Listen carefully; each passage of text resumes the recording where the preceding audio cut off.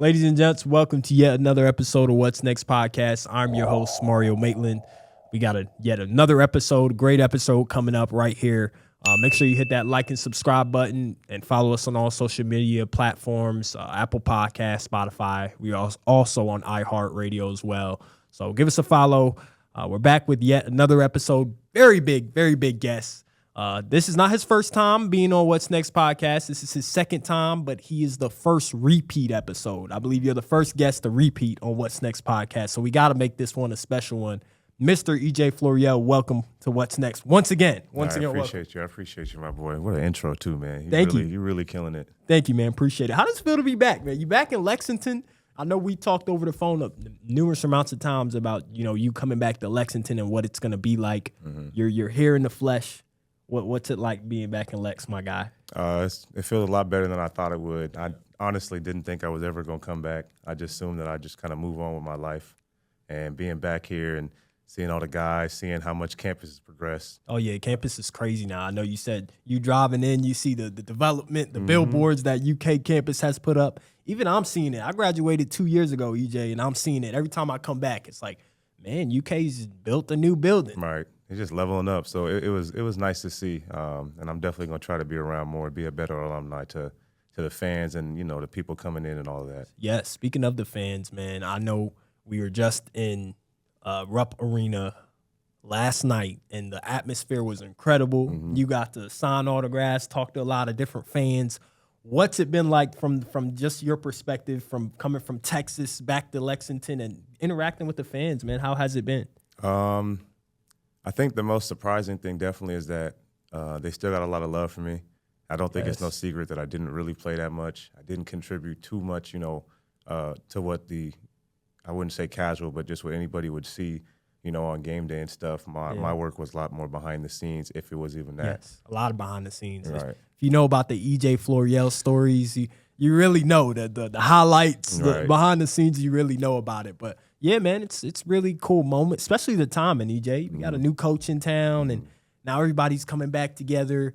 And you got a lot of brothers on this La Familia squad. What has it been to just being around these guys, seeing their faces again, and getting to interact with them? I can't say anything else, but it's just been a blessing. A lot of these guys, I didn't think I was going to see them again in person. We weren't going to obviously share the court anymore, but I didn't think I'd be able to, see them play again.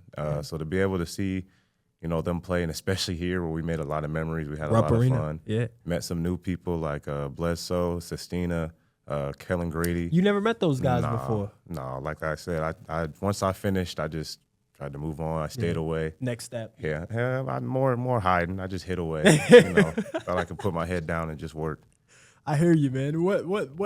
Has there been really a player that really stood out to you? Even this, not even on the court and off the court. We know what some of these guys can do on the court. These are pros we're talking about. But off the court, like their personality wise, has anybody really, surprised you or anything has stood out about the person? I want to start with on the court because most definitely Nate Sestina impressed me a lot. Yes. I wish we had him on both our teams. I think we would have had 2 national titles. Yes. Because that dude can hoop. He's got a lot of swagger about himself. He can shoot. He can defend. I mean, he can do basically to me everything. Passion, too. All right, passionate guy. So he would have been a great guy to have in a locker room on a team. He's a guy, like, he can fit with, like, you could put him with any team, he's going to fit. Like, you know what I mean? Any position. I mean, I don't know if he can handle like that, so maybe point guard be a little difficult, but from what I saw, I was like, man, this kid, like, he's fun. He's fun to watch. I don't know if you got a chance to see the logo 3 he put up. Of course. Yesterday, the whole crowd went crazy. The first game he had, EJ, was a little, you could tell that he was trying to get into his, his rhythm a little bit more, but now you're starting to see what he's capable of. Anybody else that really stood out to you? Off the court, it would probably be just most of the guys that I was teammates with. We haven't spoken an extensive amount since our time is done. And for the love that they showed me and wanting to be around me and wanting to share moments with me off the court and stuff like that, that meant a lot because you never know really where you stand with people till you with them. Yeah, I mean, I was talking to Willie last episode. He talked about how everybody's grown up, and I know you're kind of seeing it too as well. I mean, Marcus Lee just got married, and everybody's getting married. Everybody's grown up. What's it like just seeing that? Man, I'm honored that, I was in the wedding, so it was an honor to be there to witness this. I mean, me and Marcus used to talk about the moments like this that we wanted to be there for each other. We also talked about we might never get married. We ain't gonna find nobody that really want us like that. So to see him find somebody that's really holding it down for him, to be there, hanging with their family, hanging with his family, just having a good time, smiling. This was a very good trip, both of them. Brotherhood is real. Mm-hmm. I mean, I've learned that. Even Devin Booker playing in the Olympics right now, he's out here sending shoes to La Familia, supporting the team and everything like that. So brotherhood, it's good to see the brotherhood in general. Mark Pope even made an appearance, EJ, and you got a chance to chop it up with him, have a nice little conversation with him. What was being said? What was it like meeting Mark Pope? Yeah, that was my first convo with him. So I've been telling people last couple of days, like, I really want to talk to Coach because, I want to give him a chance. I don't want to just jump ship just because Cal's gone. Yes. I don't want to. A lot of fans get that twisted. They think that, a lot of these UK guys, they're going to ride with Cal. Cal's your guy, but I like to hear you say, like, hey, I'm going to give him a chance. And I think a lot of the UK players are like that. We're seeing that in La Familia, that they're willing to give him a chance. Right. Well, it's like, I learned a little bit about him and what he's done, and it's like he's one of us. I mean, he was on the team. Literally. He was on the team. He played as a national champ. So it's like, to me, a guy that might understand, your story, your identity just a little bit more because he's lived through it. That meant a lot. So speaking to him, he basically was like, I want you around here. I got so much love for you. You wore the jersey. Please don't hide. Please don't run away. You call me. Here's my number. You heard that, huh? Yeah, I heard that. That one spoke volumes to me. So, I promised, I told him I'm coming around more. I promised, a couple people and him, and I also promised myself I'm going to be a better alumni. I'm not just going to try to wilt away. We want to see EJ Floreal in Rupp Arena a lot more this season. I'm going to hold you to that now. Well, I'm still a coach. I know you're busy coaching, but I want to see you in Rupp, especially for the big games. Make a fly in, fly out. We'll try we can. I mean, I can probably, if it's a weekend, come in a day, get out, but work it's been a lot. It's been stressful. Yeah, we're going to definitely get into work and how you're balancing things, man. Mm-hmm. Before we do that, Cal's now in Arkansas. What are your thoughts? I know we kind of had a conversation, kind of when it happened, it was fresh. But now I get to get your perspective, with months later, now Cal's in Arkansas. What's your thoughts with him in Arkansas? What do you think, how everything planned out? I want to hear your mindset. I only know what I know. So anything behind the scenes, anything with that's between them. Yep. I'm happy for Cal. He gets the opportunity to be somewhere that completely and utterly believes in him and is willing to give him any resource he needs. Yeah. He's at a school that, they want to be relevant. They want to win. And building culture. If anything Cal can do, he can build a culture and he can make them relevant. So it's going to be fun, I think. I think they're going to be a really fun team. Like I said, really excited for Cal, really excited for Brad. Brad gets a chance to work with his dad. That's cool. Yeah, that's a cool story. Not talked about a lot. I'm going to put you on the spot because I do that on What's Next podcast. That matchup is coming up against Arkansas and Kentucky, man. And what, you make me pick a side? I have to, man. What's it looking like? Who you rooting for? I don't know if you're going with your alma mater or if you're going with Cal. I'm going with Texas. I'm going with who pays the bills. That's a professional answer, man. You've done this a few times. No, to keep it 100, I think I'm just going to try to enjoy a competitive game. I don't know if I can pick a side, especially after meeting Pope, talking to some of the team. I think it's tough for me to just pick one side to win or the other. So I just want to see a real competitive game. I'd like to see both sides do very well and, just both of them progress. Hopefully they progress in the season. I love that answer, man. I love that answer, to be honest with you. Tyler Ulis is coaching now, and you're coaching now as well, which is very cool because the last time we talked to you, you were a player, kind of player coach kind of thing. Mm-hmm.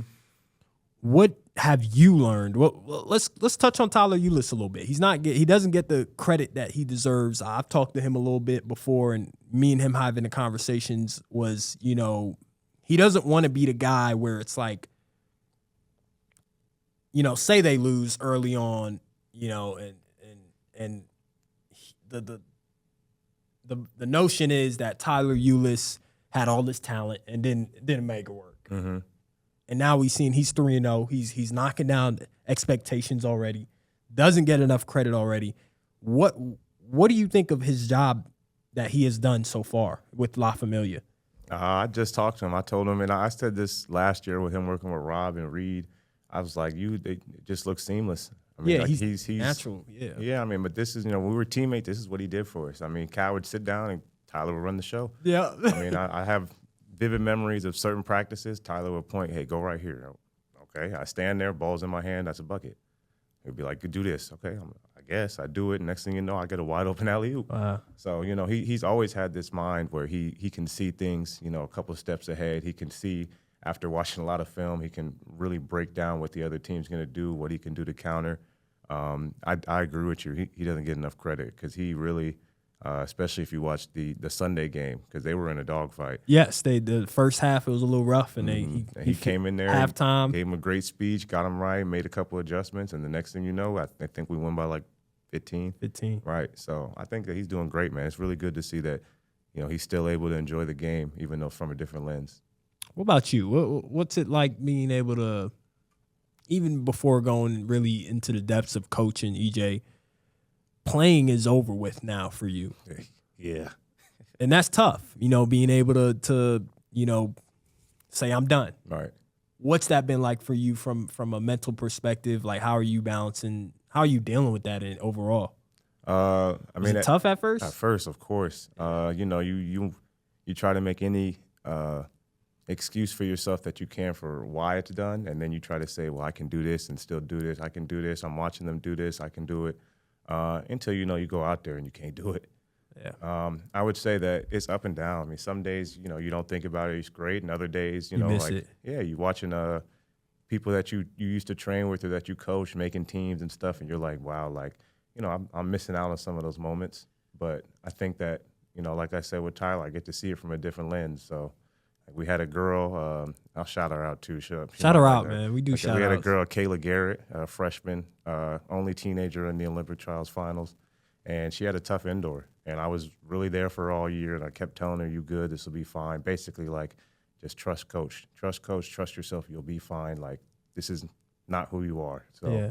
And she ended up having a really great outdoor season. Awesome. She won Big 12s. She went out to the NCs, I believe, and got fourth.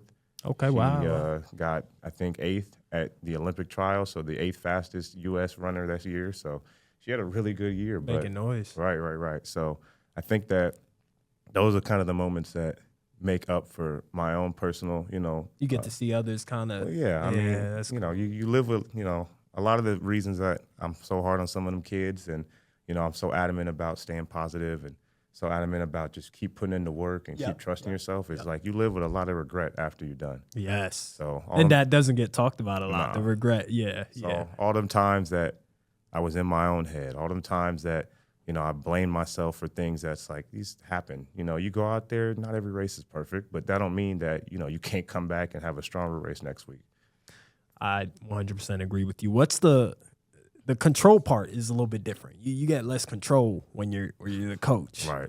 And what's that been like for you? How do you balance it? Of course, you're motivating these athletes to do their best, and you're pushing them. You're telling them to work hard. You're giving them the workouts, everything like that. Mm-hmm.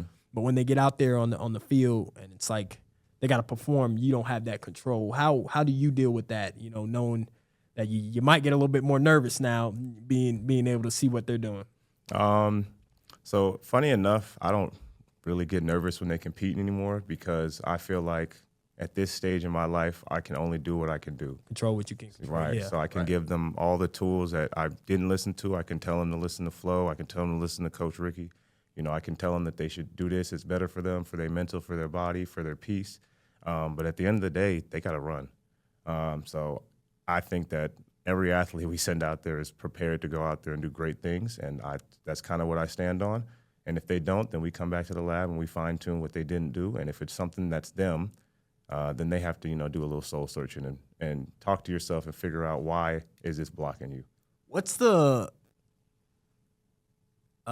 factor for you, like being able to control handle personalities? Is this different personalities that you're coaching, and coaching, like, it's tough. You might want to talk to some a player one way, and then that other player might not take it the same way to how you talk to them. So like, how do you maneuver through like the personality perspective? Like what's it look like for you?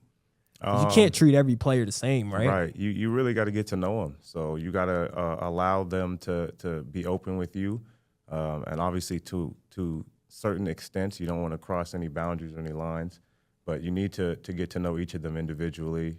You know, something I learned from my father is that you really got to get to know their families, because that tells a lot about, you know, who they are. Yeah, and their upbringing. And once you get to know all these things, you kind of know how to handle people. You kind of understand that some people, whether they might not like the tough love, but the coddling doesn't do anything for them. And some people you might need to, some people like to laugh. So, you know, we got to make them laugh a little bit more. So it's like when you give them the analogies, it's like we need them to laugh so they relax and they're not all, oh, I suck, I'm uptight. Yeah. So you just really got to get to know people. And I think that's something I'm pretty good at. Yeah. Now, you talked about coaching, the workload that's getting more intensified. Mm-hmm.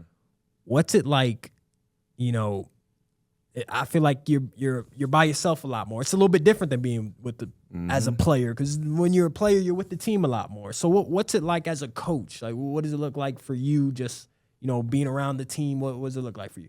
You know, you don't hang out with them. A lot of them younger, so you already hit the nail on the head. You know, it's lonely. And to say that doesn't mean I'm alone. I'm definitely not alone. I got great people around me. I got you. I got my family. I got my brothers. So, you know, I'm not alone, but it's lonely. You know, you go home from work and you by yourself for the next couple hours. You go on a track trip and, you know, you might see a couple coaches, but you're not going to be with them 24/7, and you trying to rip their head off. So you sitting in your room by yourself. You might go to a bar somewhere, get a drink by yourself. You know, I don't know how many people have seen me around, because I really do be hiding away and stuff, but I always have my headphones. I'm always listening to music. If you ever catch me just walking the street, you'll probably see me dancing, because that's just how I, you know, keep myself sane. I mean, you by yourself with your thoughts, with the good, the bad, you know, the ones that debilitate you and the ones that you persevere all day. You like that, though? What is that like?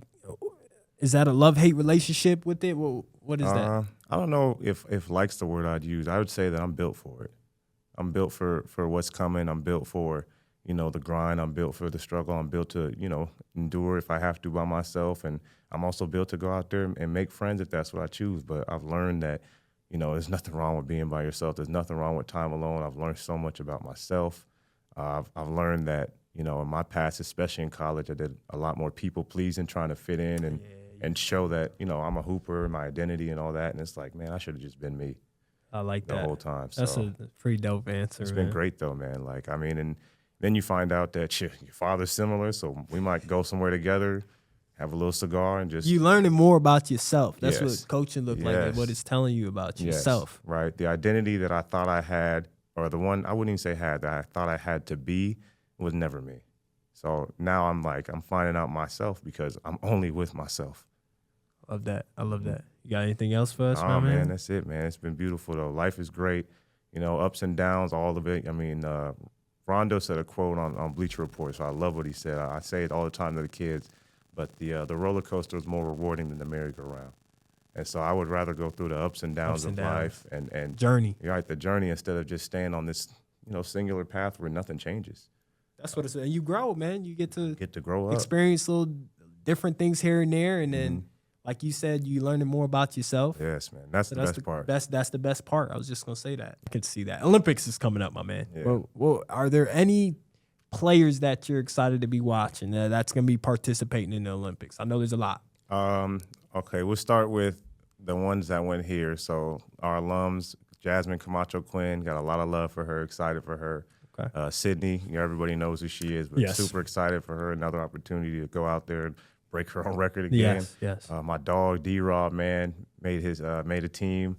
So happy for him. Yeah. Right, made an Olympic team. So happy for him. He gets an opportunity to just go show everybody who he is. I think that's gonna be fun. And there's a couple miscellaneous that don't train with us, but I got to shout out the 4 or 5 that are with us. So Lene Thomas, Julian Alfred, Rashida Adeleke, Dina Asher-Smith, Akeelia Smith, and Leo Neugebauer. I'm really, really excited for them because they all have a chance to get a medal. What's your advice to them and for them performing in the Olympics? I don't really think they need any advice. I mean, these are pros, and a lot of them have been groomed to be professionals or seasoned pros for a long time. Right. If I could say anything just from my perspective of being around them, training and all that, I would just want them to go out there and just do what we do what we worked on, be who you're supposed to be. You know, don't worry about the outside noise. With Flo, and Flo knows he wouldn't put you there. He wouldn't put you there if you weren't ready to go. So you gotta trust it. How is Flo? Your pops, you know, still very close to him, you know, under his wing. I've talked to you a year ago. What has anything has changed since then? What's it been like, you know, just coaching with him and getting to, you know, experience this whole thing? Firstly, I mean, I have a bias. I mean, I got the same exact name as him, but that's the greatest man I know. Yeah. Getting to see how much work he puts in just up close, how many hours he gives. The work is something serious, isn't it, EJ? You know, well, when I was growing up, you know, he was around, of course, but like he worked so hard. He get up in the morning, leave, come back really late at night, be drained, and I see why now, because this is tiring, it's hard. You're experiencing it now. But to work with him is probably, in the past year, is probably the best blessing of my life. I mean, I get a chance to work with, that's my dog. Like, he called me Mini-Me, and I call him, like, that's my OG, that's my older me. That's love. So it's like we get to hang out all the time. We get to make up for a lot of lost time together. And we found out that we really, really are very similar. Yes. And the ways we think, the ways we move. I still got a lot of stuff to learn, and he got a lot of stuff to teach. But I don't think that anything can replace like what we've been able to do this year. It's been Strong amazing. Bond, my gosh, like that's really like one of. I don't want to call him my best friend because he's my dad. But like that's really that's like, okay. That's my your dog. dad That's can be your best closest- friend. Yeah. That is my closest person to me. That's awesome, man. I'm glad. I'm happy to hear y'all. Now you're getting to coach with him. That's so cool, man. It's amazing. Like, it's a legacy thing now. Right. It's more than just, you know, coaching itself. Right. What's next for you, man? What's coming up next? What's next pod? I know this is the second time I've asked you this now, and I'd love to have you on once again. You know, maybe another year from now, EJ Floreal hops on What's Next pod again. But what's next? What's next is they're gonna start me recruiting this year. So I'll Okay, have a lot big more recruiter workload. now. Okay, Yes, I'll be recruiting. I'll do more visits. I'll be traveling more. Honestly, it's going to be more of the same of this year, except for just more work intensified. And I feel like I'll have more of a foothold with some of these kids that, you know, they'll really, really trust what I say. I mean, it was rough at first because I didn't do some of the things that they've been able to do. So you feel like you're not adequate enough to speak into their lives, but they listen to me. I don't know. When we did the episode last year and some of the team members was there, I could just tell like they're drawn towards you. Like they like you. I don't even know why sometimes, man. They want to hang out with you and everything like that. So, man, it's cool to see this whole thing working out for you, EJ. Man, I can't wait to see what you're gonna do in the future. To be honest with you, Been a blessing, man. like and subscribe, ladies and gents. EJ Floreal joined us for a little bit of a repeat episode. We'll be back again next week with another guest. Make sure you give him a follow on social media and tune in to his story and see what else he has coming up for the future, ladies and gents. That's all we got for today. Give us a follow on Apple Podcasts, Spotify, iHeartRadio as well. We'll be back again next week. EJ, man, appreciate you for coming on, man. Appreciate you, man. It's been a dope episode. Good.